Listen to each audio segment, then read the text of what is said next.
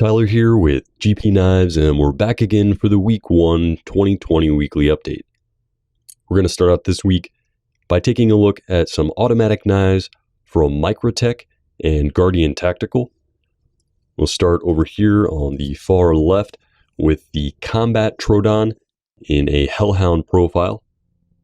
You got high performance stainless steel for the blade and a nice heavily stonewashed finish. You got the singular Hellhound profile tanto, so similar to a Japanese tanto. It's got that more rounded forward edge.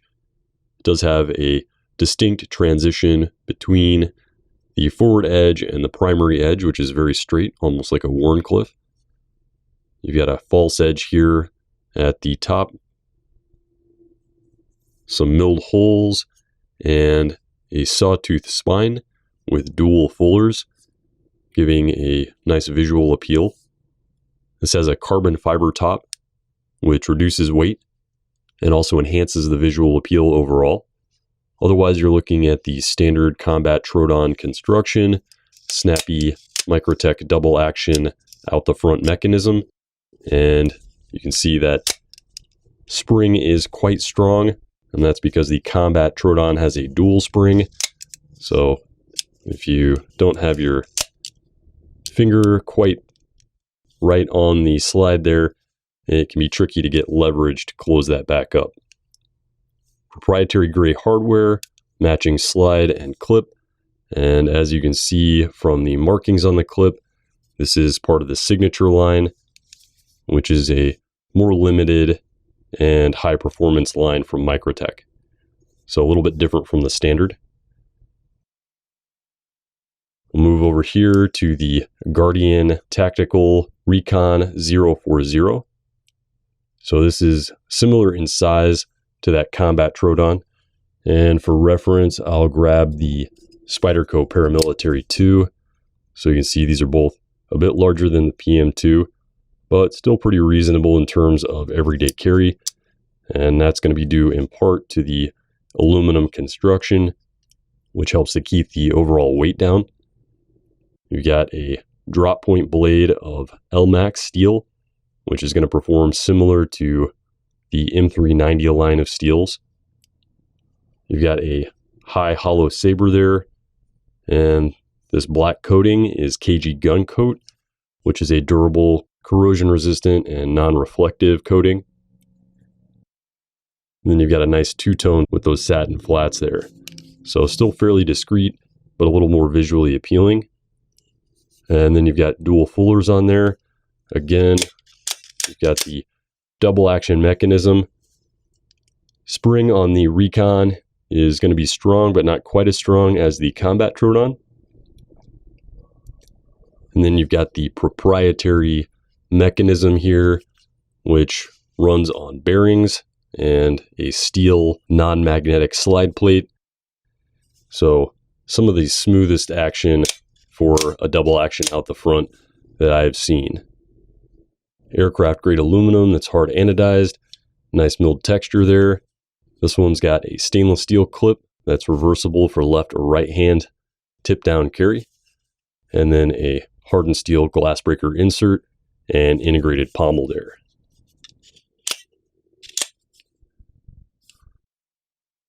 Next up, we have the Kershaw 7150, also known as the Launch 8. The Launch series is Kershaw's automatic line and is one of the most budget-friendly and high-performance lines of automatics.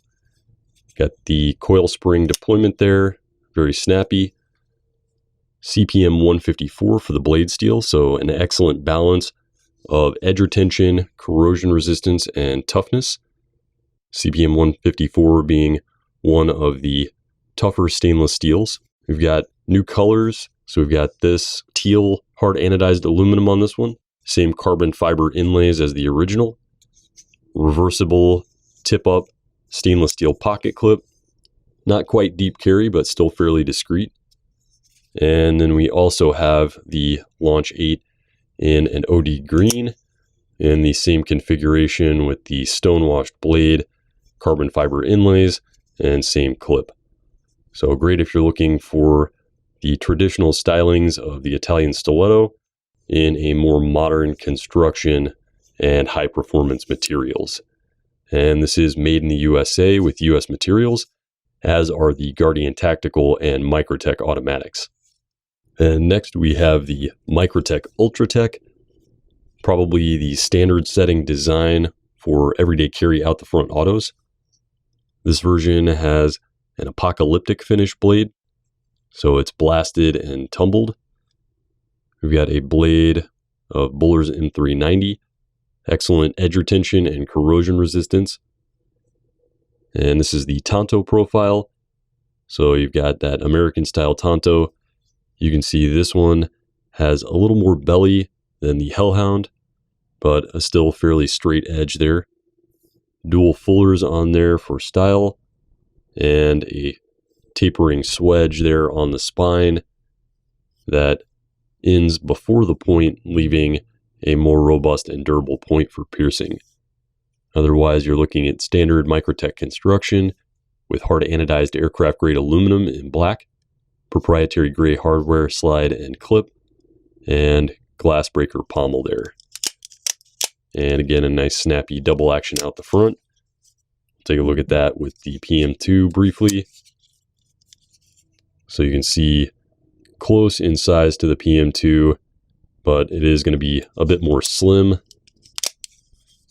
So carry on that is going to be very nice. It's not going to take up much room in the pocket. And again, with that aluminum construction, it's going to be very lightweight. Next, we have the Guardian Tactical Recon 035. And this is the smaller version from Guardian Tactical. You've got the same LMAX blade in an acid etched and stonewash finish. Same drop point with the hollow saber, dual fullers. This one has a desert tan coated aluminum handle. And otherwise, you're looking at a very similar construction.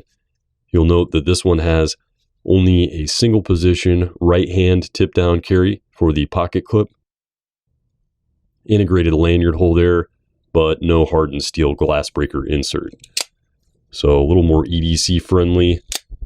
And this one is going to fall somewhere between the Ultratech and Microtech UTX 85 in size. So you can see fairly comparable in size to the UTX 85 there. The UTX 85 is an 85% size version of the Ultratech, so just a little bit more scaled down. The blade thickness and handle thickness are the same, so just the length is decreased on these. We've got a 204P blade in a tumbled DLC finish, matching DLC hardware and clip, and standard Microtech construction there. And we'll take a look at that with another UTX 85. This one has the Spartan blade in black Cerakote, while the bottom one has a drop point blade in the DLC. So you can see the difference in the coatings there. The Cerakote obviously is not tumbled, but you can also just see the difference in the tone of the coatings there. Both highly durable and corrosion resistant, as well as being non-reflective. The Spartan over here has a new handle color called Merlot, kind of a dark red, very nice. And the Spartan has a Gladius style blade with a double edge and a slightly more robust point than the standard dagger blade from Microtech. Overall construction and operation is going to be the same as the Ultratech and other UTX 85. And before we get to our final folding knife, we have the Wakiita series from Spyderco in collaboration with custom knife maker Murray Carter. This is the Nakiri, and all of the Wakiita series are going to have the same construction with a blade of CTS BD1N, a great American stainless steel that has a good balance of performance in terms of edge retention and corrosion resistance, as well as being very durable. We've got octagonal handles of black G10, and those are going to perform very well in a kitchen environment, being durable and resistant to both damage and corrosion or rot. So excellent high performance cutting knives in a variety of patterns. And we also have the Itame series. So Itame means front of the board and is typically a term reserved for what would be considered the executive or head chef in Western culture, while the Wakiita series is for journeyman and means near the cutting board. So still being a high level, but not at the level of the top chef there. And then they haven't released it yet, but Spyderco and Murray Carter are also going to release the Minari series. That is going to be the Apprentice series, which will have the same CTS BD1N blade, but instead of G10, it will have a handle of polypropylene, which is a little less expensive, but a great option in the kitchen where knives may be damaged due to mishandling. And I didn't mention before, but the Itame series has a blade of laminated super blue, and then it's going to have black G10 bolsters with a white spacer, and then a black and brown burled G10 that has a striking similarity to a hardwood.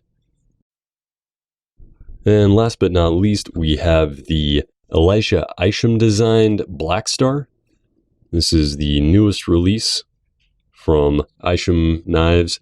It's got a blade of CPM 20CV, so an analog to M390, good edge retention and corrosion resistance, and surprisingly good sharpening response for a high wear resistant stainless steel.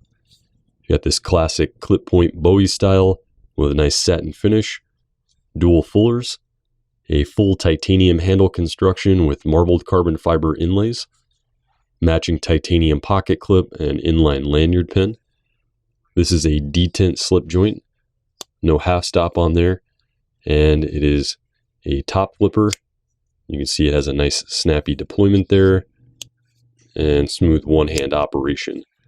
So it's a great option if you are in an area that requires non-locking or smaller blade length, or just a great companion knife for everyday carry.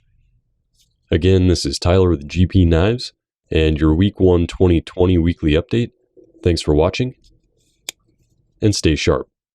If you like what you've seen today and you'd like to see more, follow us on social media, like the video below, and subscribe to our YouTube channel feed for updates on all new products.